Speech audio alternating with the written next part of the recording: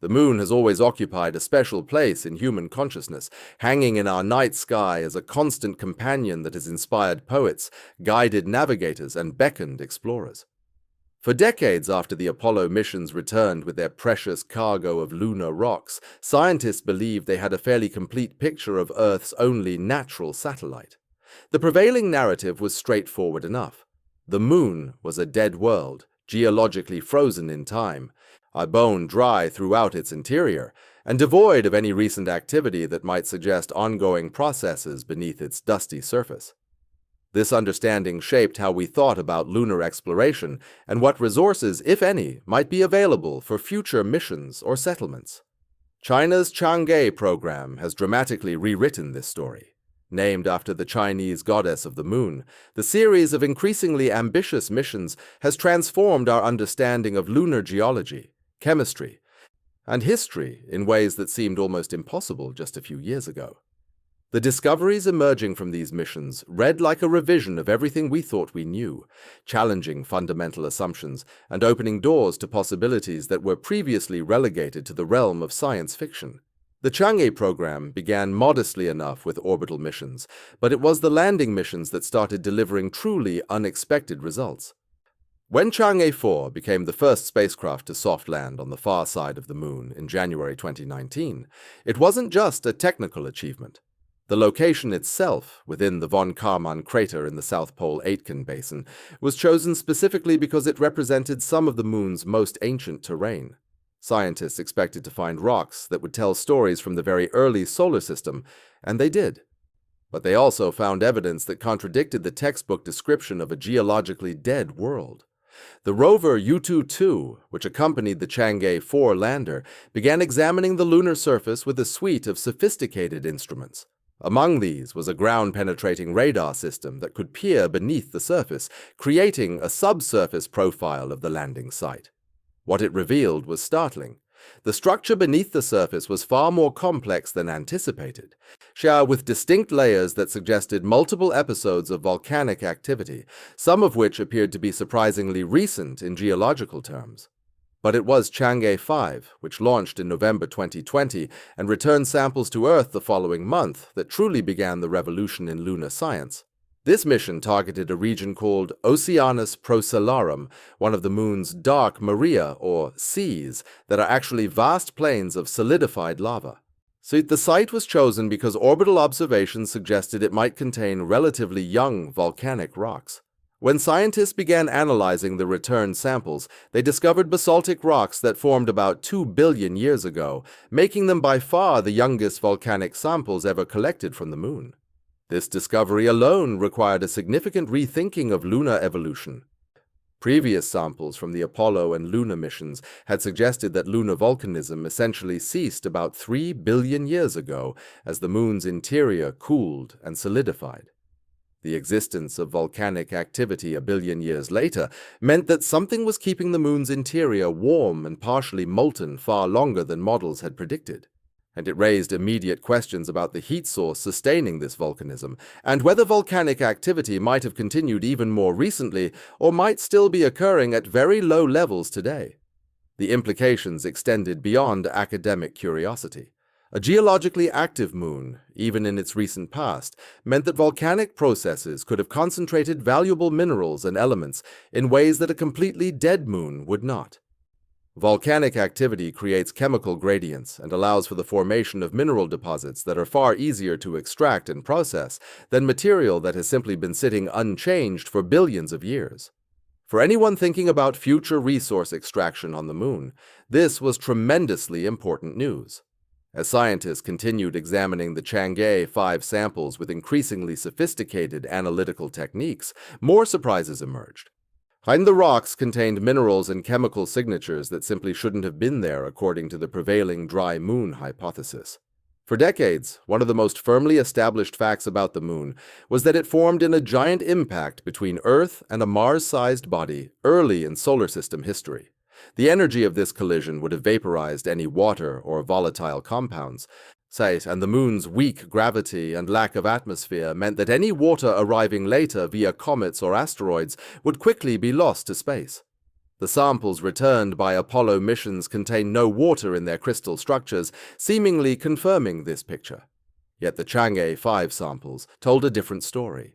Embedded within the crystal structures of certain minerals were hydrogen atoms bonded with oxygen, indicating the presence of water molecules or hydroxyl groups. Yet this wasn't liquid water or even ice, but water incorporated into the mineral lattice itself during formation. The concentrations weren't huge, but they were unmistakably there, preserved in rocks that had crystallized from lunar magma. This meant that at least some parts of the lunar interior retained water, even through the violent processes that formed the moon and the subsequent bombardment it endured. The discovery sent researchers back to examine Apollo samples with fresh eyes and more sensitive instruments. Sure enough, trace amounts of water were found in those samples too, but at concentrations so low that the analytical techniques available at the time couldn't detect them. The dry moon paradigm had become so entrenched that even when more sensitive methods became available, relatively few researchers thought to look for water where it supposedly couldn't exist. Finding water in the lunar interior changes the equation for future exploration in profound ways. Water isn't just essential for human consumption. It can be split into hydrogen and oxygen, providing breathable air and rocket fuel. It can be used for cooling systems, agriculture, and industrial processes. The presence of water in lunar rocks means that future settlers wouldn't necessarily need to rely entirely on supplies brought from Earth or on water ice deposits at the poles. So if techniques could be developed to extract water from minerals, even at low concentrations, vast areas of the moon might become potential sources of this crucial resource. The Chang'e missions also began detecting minerals that had never been seen in lunar samples before. Among the most exciting was a phosphate mineral containing rare earth elements, and particularly high concentrations of certain isotopes that are valuable for various technological applications. This mineral, which Chinese researchers named Chang'e Y, became the first new lunar mineral discovered in decades, and only the sixth distinct mineral identified as being native to the moon. Its crystal structure and composition provided clues about the chemical conditions in the lunar magma from which it formed, suggesting that volcanic differentiation processes on the moon were more varied and complex than previously understood. But perhaps the most electrifying discovery came when researchers examining the fine-grained material in the Chang'e samples found something completely unexpected: naturally occurring graphene. Graphene, a single atom-thick sheet of carbon atoms arranged in a hexagonal lattice, has remarkable properties that make it valuable for electronics, materials science, and numerous other applications. On Earth, graphene doesn't occur naturally in any significant quantities and must be manufactured through various technical processes. Finding it on the moon was not something anyone had predicted. The graphene appears to have formed through a combination of high-energy processes, possibly involving impacts that generated extreme temperatures and pressures, combined with the unique chemical environment of the lunar surface. Carbon is present on the moon, being delivered by meteorites and micrometeorites over billions of years. Under the right conditions, this carbon could be transformed into graphene structures. The discovery raised tantalizing questions about whether the lunar surface might harbor other unexpected materials formed through processes that don't occur on Earth, where our atmosphere, water, and active geology create a very different chemical environment. For materials scientists and engineers thinking about future lunar industry, so the natural occurrence of graphene was remarkably exciting news. If the processes that form it could be understood and perhaps replicated or enhanced, the moon might become a source of advanced materials rather than just bulk resources. The fact that such exotic materials could form naturally from relatively simple precursors suggested that the lunar surface environment, far from being chemically boring, might be capable of producing a range of valuable materials if we understood how to work with its unique conditions. The Chang'e program's discoveries also extended to the detection of minerals containing helium-3, an isotope that is extremely rare on Earth, but theoretically much more abundant on the moon. Helium-3 has garnered significant attention as a potential fuel for fusion reactors. Unlike the deuterium-tritium fusion that current experimental reactors pursue, helium-3 fusion would produce far less radioactive waste and would be inherently safer. The challenge is that helium-3 is vanishingly rare on Earth, with only about 500 kilograms existing in the entire terrestrial inventory. The Moon, however, has been bombarded by the solar wind for billions of years. This stream of charged particles from the Sun carries helium-3, which becomes embedded in the lunar regolith. Previous estimates suggested that the lunar surface might contain millions of tons of helium-3, enough to power human civilization for centuries if fusion technology could be perfected. The Chang'e samples provided the first detailed analysis of exactly how helium-3 is distributed and concentrated in different types of lunar materials. Certain minerals appear to retain helium-3 more effectively than others, and understanding these patterns is crucial for anyone contemplating future extraction operations. The economic implications are staggering, though it's important to note that helium-3 fusion remains theoretical. No fusion reactor has yet achieved sustained net energy output using any fuel, and helium-3 fusion is technically more challenging than deuterium-tritium fusion. Nevertheless, if the technological hurdles can be overcome, the Moon could become a source of clean energy for Earth. The energy density of helium-3 is such that a single space shuttle payload of the material, roughly 25 tons, could theoretically power the United States for a year. These are the sorts of numbers that make even skeptical economists take notice.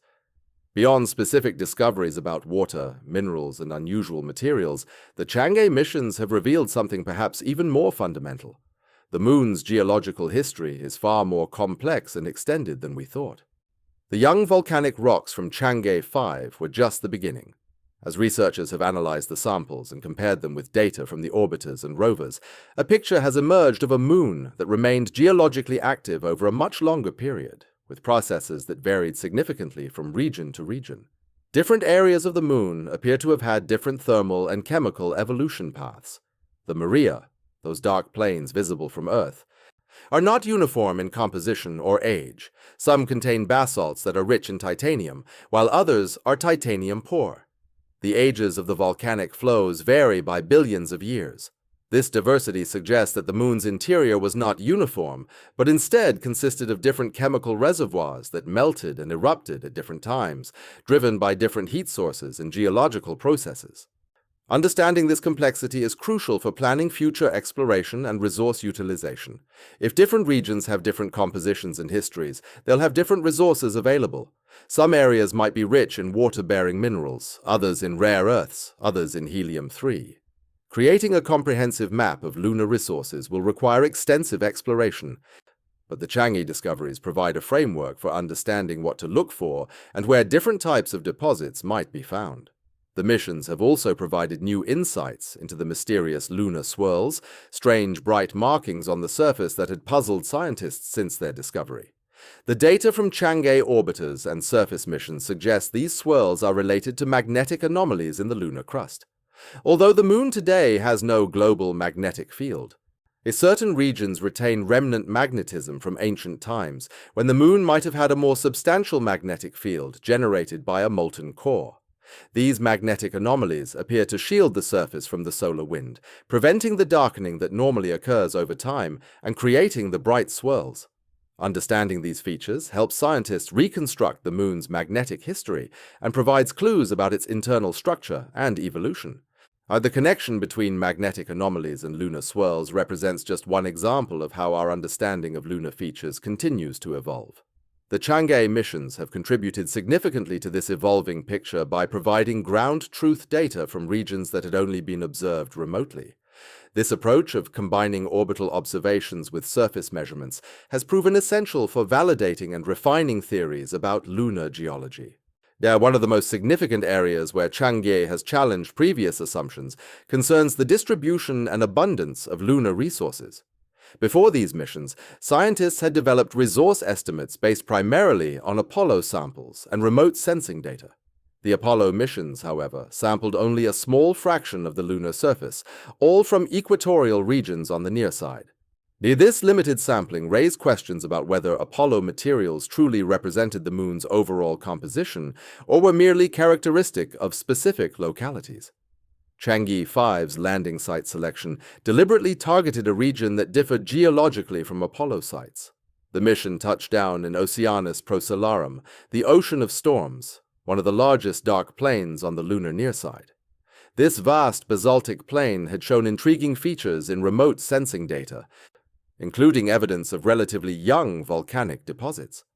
By sampling this region, scientists hoped to access materials that formed much later than the ancient rocks returned by Apollo, potentially revealing different stages in the Moon's volcanic history. The samples Chang'e 5 returned exceeded expectations in multiple ways. Analysis revealed basaltic rocks that formed approximately 2 billion years ago, making them the youngest volcanic samples ever returned from the Moon by nearly 1 billion years. This finding alone forced scientists to reconsider the duration of lunar volcanic activity. According to previous models based on lunar thermal evolution, the Moon should have cooled sufficiently by 2 billion years ago to shut down most volcanic activity. And the existence of such young basalts indicated that either the Moon retained internal heat longer than expected, or that alternative heat sources sustained volcanic activity. Further examination of these young basalts revealed chemical compositions that differed from both Apollo samples and lunar meteorites. The rocks showed lower titanium content and different proportions of other elements compared to older mare basalts. These compositional differences suggested that the magmas producing these younger flows came from distinct mantle sources or formed under different conditions than earlier volcanic episodes. The variations implied a more complex lunar interior than simple models suggested, with different mantle reservoirs contributing to volcanism at different times. Perhaps most surprisingly, and detailed analysis of the Chang'e 5 basalts revealed they contained less water than even the remarkably low concentrations found in some Apollo samples. This finding seemed paradoxical, given that volcanic activity requires some volatile content to drive eruptions. The extremely low water content suggested that lunar volcanism operated under conditions unlike terrestrial volcanism, where water plays a crucial role in magma formation and eruption. Scientists proposed that other volatiles, such as carbon dioxide or carbon monoxide, might have served as the driving force for these dry eruptions, though this explanation raised further questions about the Moon's volatile inventory. The discovery of young volcanism also carried implications for understanding lunar surface hazards and resources. If volcanic activity continued until 2 billion years ago, and possibly even more recently in some locations, the Moon's geological history extended much closer to the present than previously believed. This realization prompted renewed interest in searching for even younger volcanic deposits that might exist in unexplored regions. Some scientists have proposed that small-scale volcanic activity might have occurred within the last 100 million years, or even more recently, though such young deposits would be difficult to identify and verify. So the presence of volcanic glass beads in Chang'e 5 samples provided another avenue for investigating lunar volatiles and resources. These tiny spheres of rapidly cooled volcanic glass form when volcanic fountains spray molten material into the airless lunar environment. The droplets cool and solidify before hitting the ground, preserving a snapshot of the magma's composition at the moment of eruption. Analysis of these glass beads revealed trace amounts of water and other volatiles that had been trapped during their formation. The water content in these glass beads, though still remarkably low by terrestrial standards, suggested that the lunar interior retained more water than the extremely dry surface rocks indicated. Scientists estimated that the mantle source regions for these young volcanic deposits might contain tens to hundreds of parts per million water, substantially more than the parts per billion levels found in most lunar surface materials. While this concentration remains orders of magnitude lower than Earth's mantle, it represented a significant reservoir that could have influenced lunar volcanic processes and might represent a potential future resource. Beyond water, the glass beads contained other volatile elements including sulfur, chlorine, and various noble gases, as these components provided information about the conditions under which the volcanic eruptions occurred and the composition of the lunar interior. The volatile content also had implications for understanding how the Moon formed and evolved. If the Moon originated from a giant impact between the proto-Earth and a Mars-sized body, as the leading theory suggests, the extreme heat of that event should have driven off most volatile elements. The presence of volatiles in young volcanic samples indicated either that some volatiles survived the moon's violent formation or that they were delivered later through impacts. Chang'e 5 samples also contained minerals that had not been previously identified in lunar materials. Among these discoveries was Chang'e, a new phosphate mineral that became only the sixth mineral discovered on the moon and named by scientists. The mineral forms tiny crystals barely visible under an optical microscope, requiring advanced techniques for identification and analysis. Chang'e contains rare earth elements and has a unique crystal structure distinct from other known phosphate minerals. The discovery of Chang'e demonstrated that lunar mineralogy remained incompletely characterized despite decades of study. The mineral's presence in young basaltic rocks suggested it formed during late-stage crystallization of volcanic materials. Its composition included elements that concentrate in the final liquid portions of cooling magma, making it a window into processes occurring as lunar lavas solidified. The rare earth elements in Chang'e, including cerium and lanthanum, represent valuable commodities that future lunar resource extraction might target. Another significant finding from Chang'e samples involved the detection of helium-3 within various minerals and glass beads. Helium-3 is an isotope of helium that exists in very low concentrations on Earth, but accumulates in lunar surface materials through implantation by the solar wind. The moon lacks a protective magnetic field, allowing charged particles from the sun to strike the surface directly and become embedded in rocks and regolith over billions of years. And this process has created substantial reserves of helium-3 in the lunar regolith, though extracting and utilizing it presents significant technical challenges. Helium-3 has attracted attention as a potential fuel for fusion reactors because reactions involving this isotope produce less radiation than other fusion processes. While fusion power remains experimental on Earth, some scientists and engineers envision future scenarios where lunar helium-3 could fuel both Earth-based and space-based fusion reactors. The quantity of helium-3 in lunar regolith is estimated at millions of tons, theoretically sufficient to meet humanity's energy needs for centuries if fusion technology matures and extraction becomes economically viable. Chang'e measurements refined estimates of helium-3 concentrations in different types of lunar materials and terrains. And the sample showed that helium-3 content varies considerably depending on the exposure history and composition of surface materials. Areas with older surface exposure contain higher concentrations because they have accumulated solar wind particles for longer periods. The composition of materials also matters because some minerals trap helium-3 more efficiently than others. These findings help identify optimal locations for potential helium-3 extraction operations, should such endeavors become practical in the future. The presence of natural graphene in lunar samples represents another remarkable discovery with far-reaching implications. Graphene consists of a single layer of carbon atoms arranged in a hexagonal lattice, forming a material with exceptional electrical, thermal, and mechanical properties. On Earth, producing high-quality graphene requires sophisticated laboratory processes. The discovery of naturally occurring graphene on the moon suggested that unique conditions there can produce this advanced material through natural processes. Scientists believe that the graphene forms through the interaction of solar wind particles with carbon-containing minerals in lunar regolith. The high-energy impacts and extreme temperature variations on the lunar surface might facilitate the arrangement of carbon atoms into graphene's distinctive structure. Alternatively, the graphene might form during meteorite impacts, which generate intense heat and pressure capable of transforming carbon into various structures including graphene. Understanding how natural graphene forms on the moon could inform methods for producing it more efficiently on Earth or for utilizing lunar graphene in future space applications.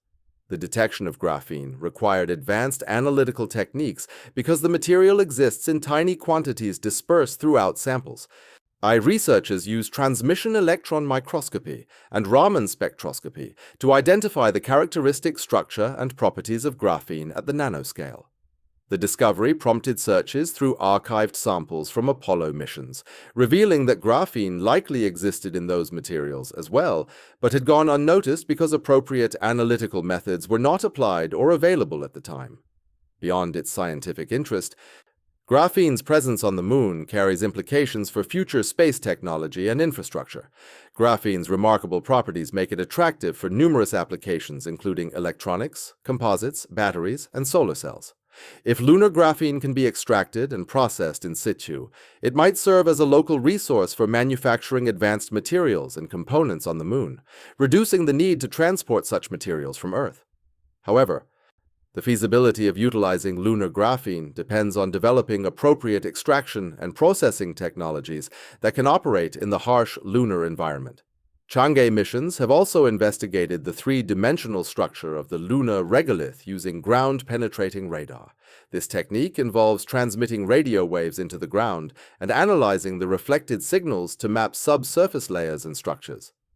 The Chang'e 3 and Chang'e 4 rovers carried ground-penetrating radar instruments that provided the first detailed subsurface profiles from mobile platforms on the lunar surface. These measurements revealed that the regolith structure is more complex than simple models suggested. The radar data showed distinct layers in the regolith corresponding to different episodes of deposition and modification. Some layers appeared to result from individual impact events that spread ejecta across the surface, while others represented more gradual accumulation of material over long periods. The thickness of the regolith varied considerably, even over short distances, reflecting the complex history of impacts, volcanism, and other processes that have shaped each locality. In some locations, the radar detected buried structures such as lava flow boundaries or impact crater rims that had been subsequently covered by later deposits. At the Chang'e 4 landing site in Von Karman crater on the lunar far side, ground-penetrating radar revealed particularly intriguing subsurface features. The data suggested the presence of multiple layers of ejecta from nearby impacts mixed with possible volcanic deposits, buried beneath several meters of regolith. So the radar detected what appeared to be fragments of the ancient lunar crust, potentially offering a window into the Moon's early history. These deeply buried materials might preserve information about conditions and processes from billions of years ago, protected from space weathering by their overlying blanket of regolith. The subsurface structure information has practical implications for future lunar activities. Understanding regolith depth and layering helps engineers design systems for excavation, construction, and resource extraction. The presence of buried rocks or dense layers affects how easily equipment can dig into the surface. Knowledge of subsurface structure also matters for selecting locations for subsurface habitats, which could provide protection from radiation and micrometeorites while maintaining stable temperatures. The Chang'e radar measurements offer a template for the types of subsurface characterization that will be necessary before establishing permanent lunar infrastructure. Temperature measurements from Chang'e landers have also yielded surprising results about the thermal environment near the lunar surface. During the lunar night, which lasts approximately 2 Earth weeks, surface temperatures plunge to around minus 180 degrees Celsius or lower. Conversely, during the lunar day, its sunlit surfaces can reach 120 degrees Celsius or more. These extreme temperature swings pose significant challenges for equipment and habitats. However, measurements from thermometers inserted into the regolith showed that temperature variations decrease rapidly with depth. At a depth of just 1 meter, the regolith maintains a relatively constant temperature around minus 20 degrees Celsius, regardless of whether the surface is experiencing lunar day or night. This thermal stability results from the regolith's insulating properties. The loose, porous structure of lunar soil conducts heat poorly, preventing surface temperature changes from penetrating quickly to depth. This characteristic makes subsurface locations attractive for thermal management of equipment and habitats. By placing sensitive equipment or living spaces a meter or more below the surface, designers could avoid the extreme temperature swings that plague surface installations. The thermal properties of lunar regolith also affect plans for extracting and processing resources. Many proposed schemes for extracting water or other volatiles from lunar soil involve heating the material to drive off the trapped compounds. The low thermal conductivity of regolith means that heat applied to process material dissipates slowly, potentially improving the efficiency of extraction processes. However, it also means that equipment itself must be carefully designed to reject waste heat, as the surrounding regolith will not effectively conduct heat away from hot components. Chang'e instruments have additionally measured the radiation environment at the lunar surface with greater precision than previous missions. Without a protective atmosphere or magnetic field, the moon's surface receives the full brunt of cosmic radiation and solar particle events. Measurements confirm that radiation levels at the lunar surface are approximately 200 to 300 times higher than on Earth's surface, posing significant health risks for astronauts. During solar particle events, radiation levels can spike even higher, reaching potentially lethal intensities within hours. These radiation measurements emphasize the importance of protection strategies for human lunar exploration. Options include limiting time spent on the surface, using shielding materials to block radiation, and taking shelter underground or in heavily shielded structures during solar events. The Chang'e data provided specific measurements that engineers can use to design appropriate shielding for habitats, vehicles, and spacesuits. Materials found on the moon itself, particularly regolith, can serve as effective radiation shielding due to the mass required to stop high-energy particles. A layer of regolith several meters thick can reduce radiation exposure to levels comparable to those on Earth, though building such protection presents engineering challenges. The radiation environment also affects plans for growing food on the moon to support long-term habitation. Plants are sensitive to radiation, and high exposure levels can damage DNA and cellular structures, reducing growth and crop yields. Growing chambers will need adequate shielding or must be located underground to protect plants from radiation. The Chang'e radiation data helps quantify the shielding requirements for various scenarios, informing designs for agricultural systems that could sustain lunar inhabitants. Among the most forward-looking implications of Chang'e discoveries relates to the concept of in situ resource utilization, using materials found on the moon rather than transporting everything from Earth. And the high cost of launching mass from Earth's surface makes transporting large quantities of consumables, building materials, and propellant prohibitively expensive for sustained lunar operations. If water, oxygen, metals, and other resources can be extracted and processed on the moon, the economics of lunar exploration and development improve dramatically. Water represents the most critical near-term target for lunar resource utilization because of its multiple uses and the high cost of transporting it. Beyond drinking water and agricultural needs, water can be split into hydrogen and oxygen through electrolysis. Oxygen supports breathing and can be used in fuel cells for power generation. Hydrogen and oxygen together form highly effective rocket propellant, in potentially enabling refueling of spacecraft on the lunar surface for return trips to Earth or journeys deeper into space. A lunar propellant production facility could serve as a stepping stone for Mars missions and other ambitious ventures, significantly reducing the mass that must be launched from Earth. The detection of water molecules in lunar regolith and the discovery of water ice in permanently shadowed craters have transformed water from a hoped-for possibility into a confirmed resource. However, substantial uncertainty remains about the accessibility and concentration of lunar water in different locations. The water in regolith exists at very low concentrations, requiring the processing of large volumes of soil to extract useful quantities. As the ice deposits in polar craters offer higher concentrations, but exist in extremely cold, dark environments that complicate operations. Chang'e data contributes to mapping water distribution and understanding the processes that concentrate or disperse it. These measurements help identify the most promising locations for water extraction and inform the design of systems to collect and process water-bearing materials.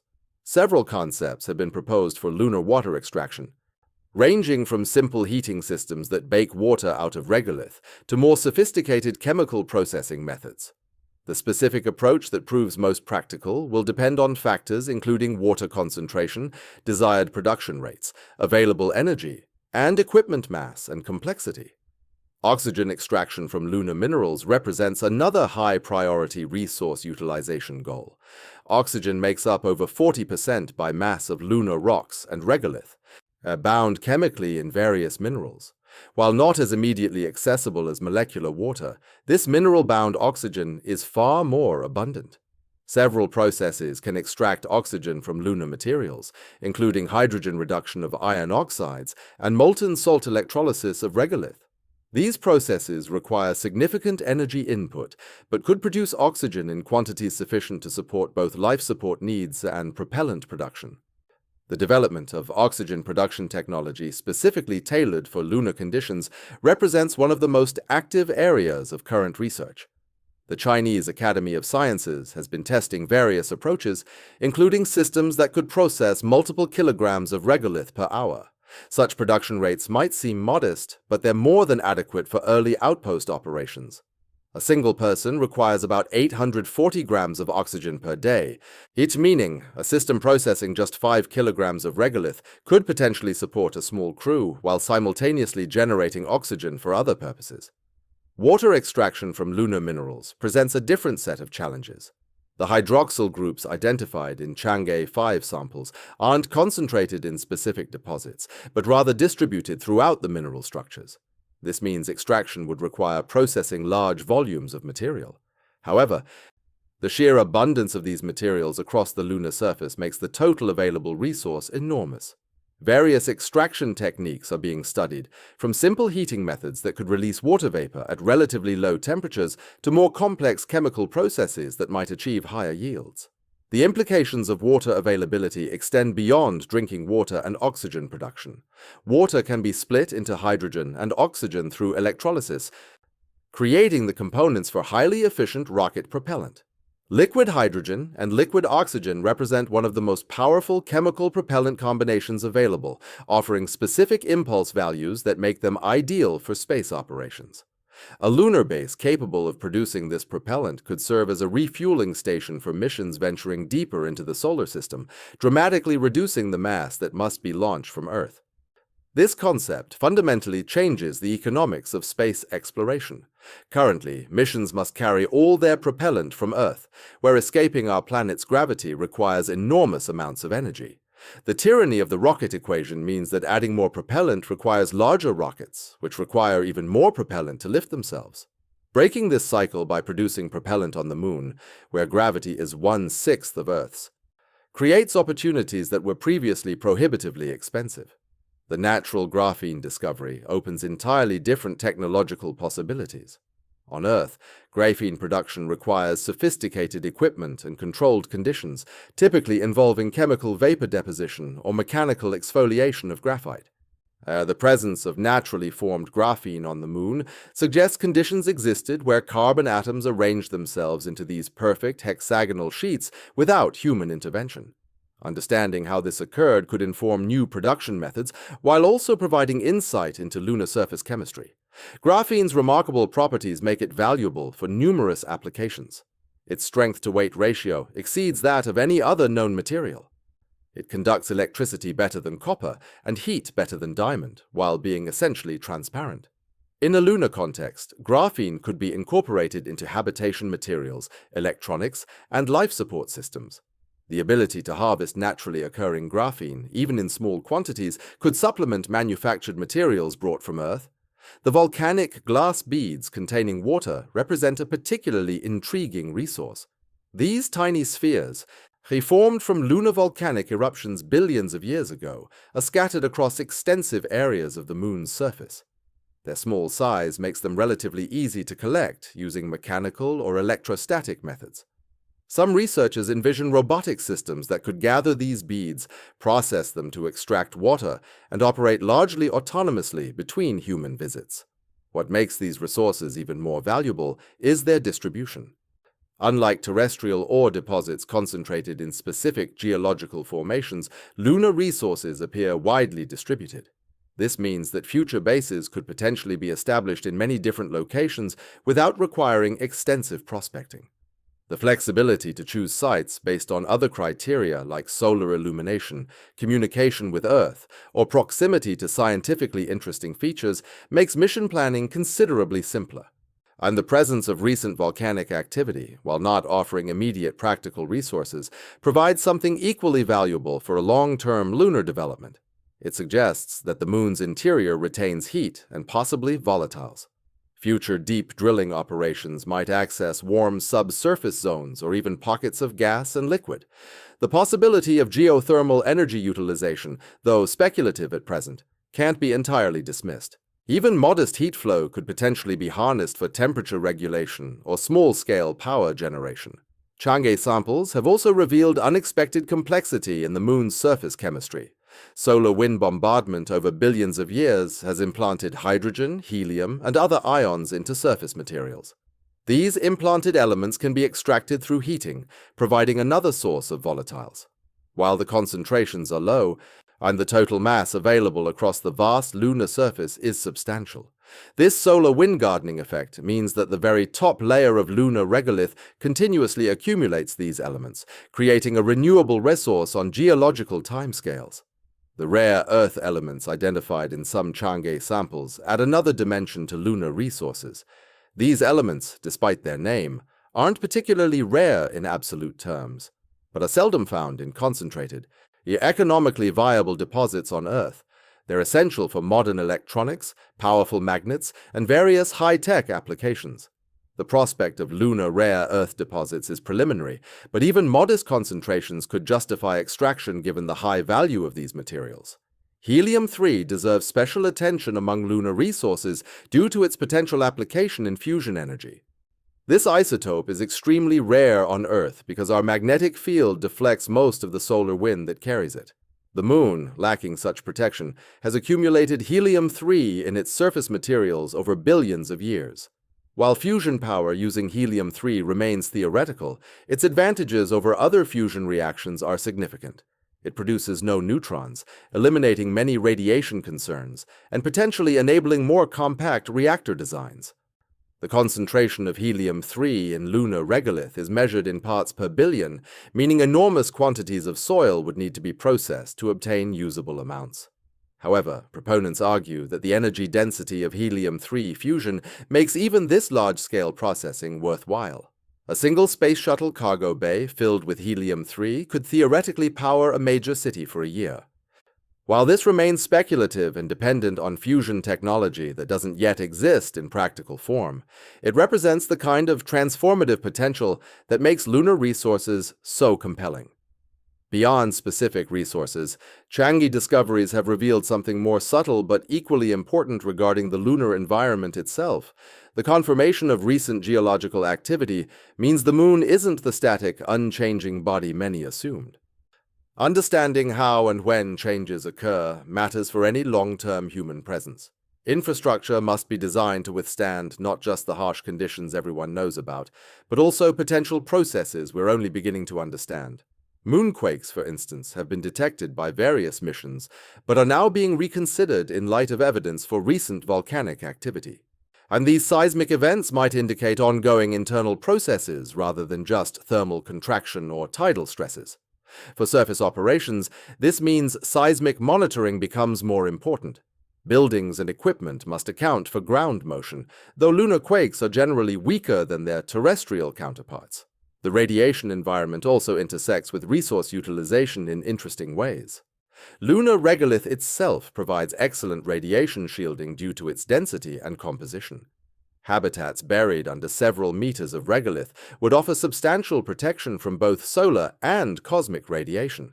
Some designs propose using excavated regolith as construction material, creating thick-walled structures that serve dual purposes. The water-bearing minerals, while not concentrated enough for easy extraction, contribute to radiation shielding effectiveness since hydrogen-rich materials are particularly good at stopping certain types of radiation. Temperature extremes on the Moon pose significant challenges, but they also create opportunities. Permanently shadowed craters near the poles remain cold enough to trap water ice and other volatiles. Some of these cold traps have temperatures below 40 Kelvin, among the coldest places in the solar system. This natural cryogenic storage could preserve resources for extended periods.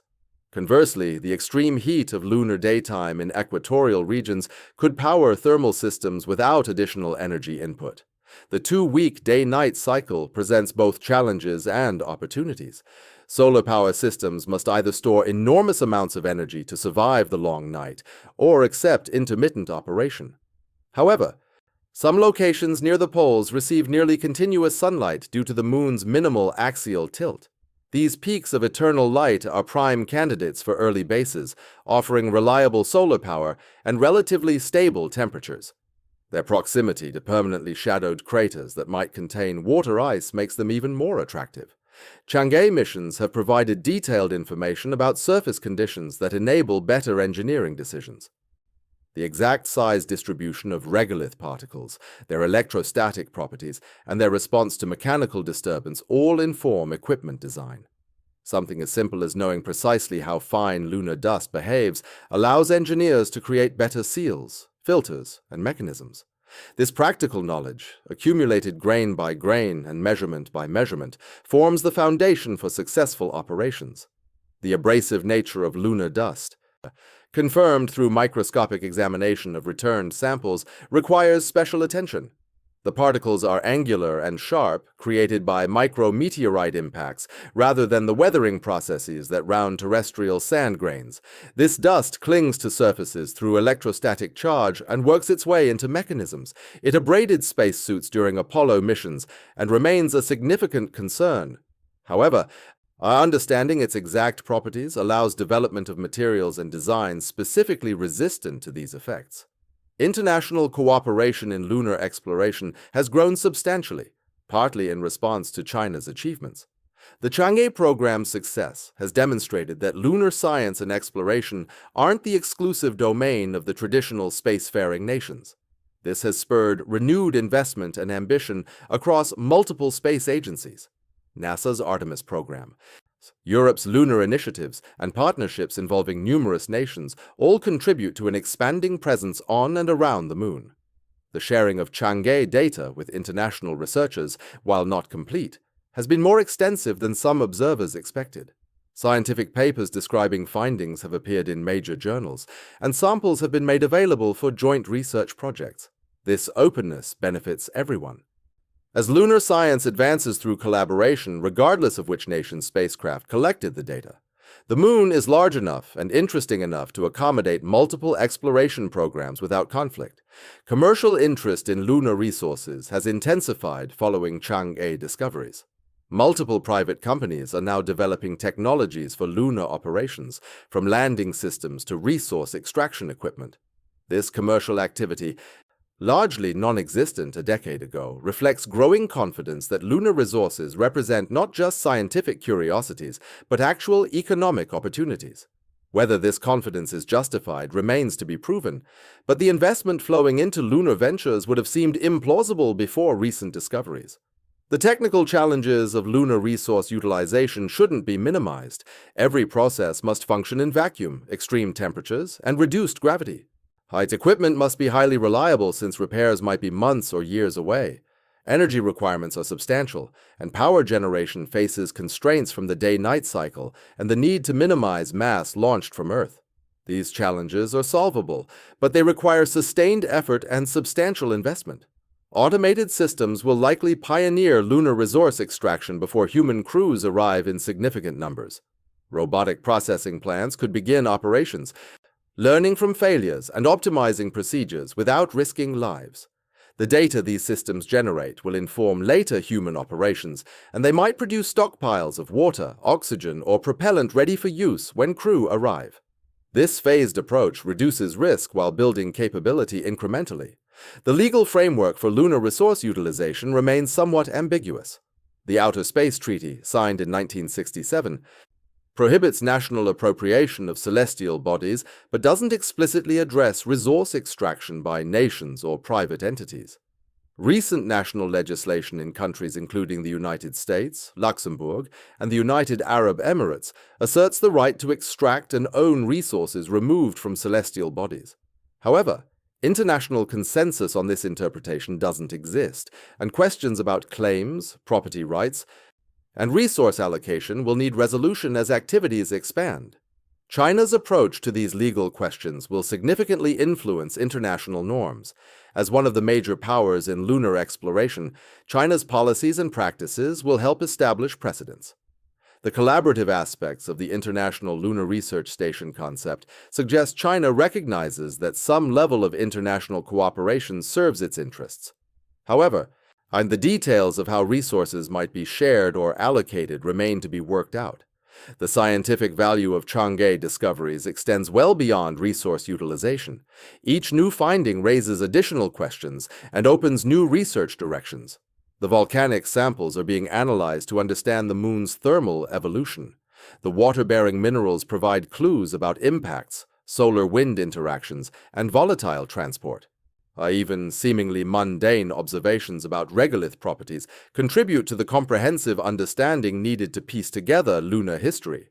One particularly exciting research direction involves using the moon as a platform for astronomy. The far side of the moon offers a location completely shielded from Earth's radio emissions, making it ideal for radio astronomy. The low seismic activity means telescopes could be built to extremely precise specifications. And the vacuum environment eliminates atmospheric distortion. A large optical telescope on the moon could potentially achieve observations impossible from Earth or even from space telescopes in Earth orbit. These scientific applications create additional motivations for establishing lunar infrastructure. A sustained presence enables research that would be impossible with brief visits. Long-term monitoring of seismic activity, volcanic gas emissions, or surface changes requires permanent or semi-permanent installations.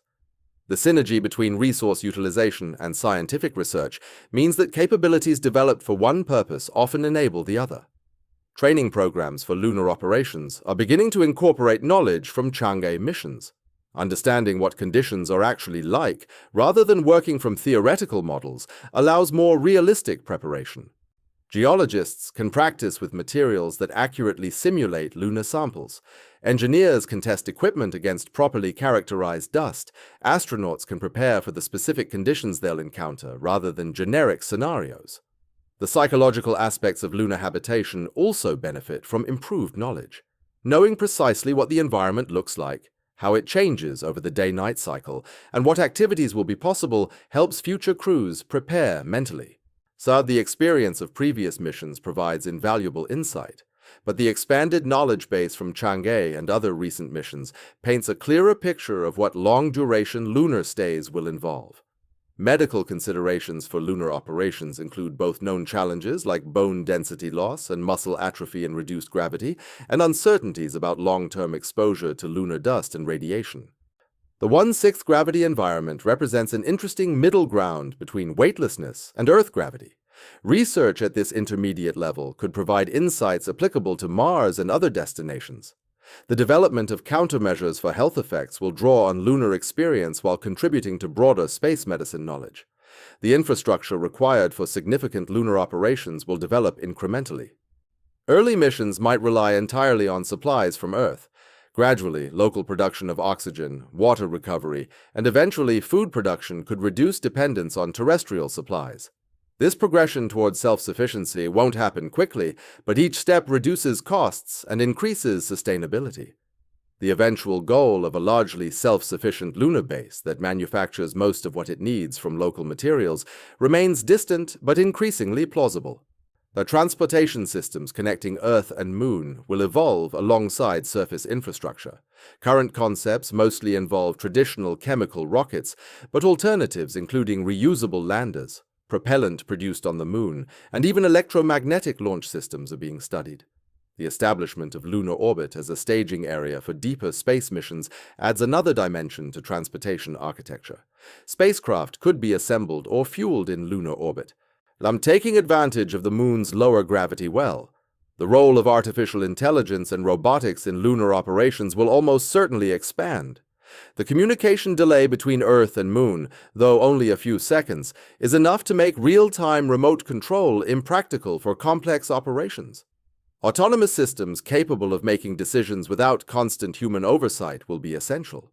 Machine learning algorithms could optimize resource extraction processes, identifying the most efficient procedures through trial and iteration faster than human operators could manage. Educational implications of lunar discoveries shouldn't be overlooked. The revelations from Chang'e missions provide concrete examples that make space science relevant and exciting to students. Young people growing up now might realistically expect to see lunar bases in their lifetimes, or even participate in building them. This tangible future inspires interest in science, technology, engineering, and mathematics in ways that purely theoretical discussions often cannot. Public engagement with lunar exploration has increased substantially as missions have produced increasingly dramatic results. The combination of national pride, scientific achievement, and the very human dream of expanding into space creates broad interest. China's success has resonated strongly within the country while also capturing international attention. This public support, while sometimes fickle, provides the political will necessary for sustained investment in ambitious space programs. The moon's role in human culture and imagination has always been significant, appearing in mythology, literature, and art across virtually every civilization. The transition from an object of wonder viewed from afar to a destination being actively explored and soon to be inhabited represents a profound shift. We're privileged to live during this transformation, watching as humanity takes its first sustained steps beyond Earth. Looking forward, the next decade of lunar exploration promises to build on Chang'e foundations while opening entirely new chapters.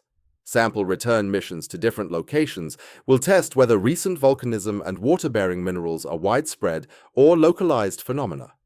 Robotic prospectors might identify concentrated resource deposits that could serve as initial mining sites. The first components of permanent bases could be delivered and assembled, beginning the transition from visits to habitation. China's stated plans include increasingly ambitious missions leading toward their crewed landings in the 2030s. Each mission builds on previous accomplishments while demonstrating new capabilities. This methodical progression contrasts with some historical approaches that aimed for dramatic leaps. Both strategies have merit, but the steady accumulation of knowledge and capability reduces risk while ensuring that lessons learned inform subsequent steps. International collaboration will likely increase, driven by both the scale of resources required for major lunar programs and the recognition that space achievements benefit from diverse perspectives and capabilities.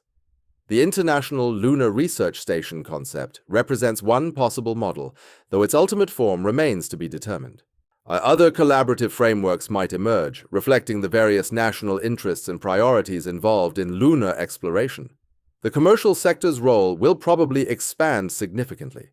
As the technical challenges of lunar operations become better understood and the potential returns clearer, private investment could accelerate development. Companies might contract to provide specific services like transportation, power generation, or resource processing.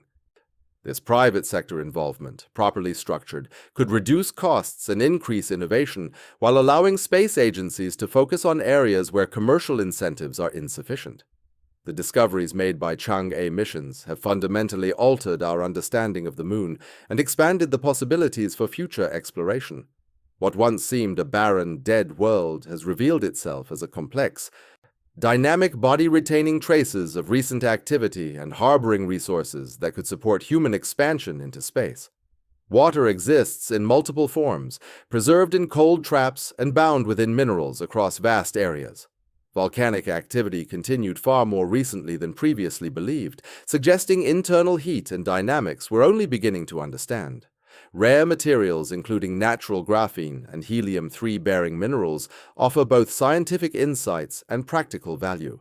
These findings represent more than just academic interest. They provide the knowledge base needed to plan realistic, sustainable lunar operations. They identify resources that could support life, produce propellant, and supply materials for construction. They reveal a world that, while harsh and unforgiving, offers opportunities for those willing to meet its challenges. The moon is no longer simply a destination for brief visits and flag-planting ceremonies. It's becoming a frontier where human presence can be established and maintained, where resources can be extracted and utilized, where science can be conducted that's impossible anywhere else. The path forward won't be easy or quick. Decades of work lie ahead, involving thousands of scientists, engineers, and explorers from many nations. Technical challenges must be overcome, resources invested, and risks accepted. But the foundation has been laid, and the moon has proven itself worthy of the effort. China's Chang'e program, through patient, systematic exploration, has helped show us what's possible. The moon awaits, no longer quite so mysterious, but no less compelling for the knowledge we've gained.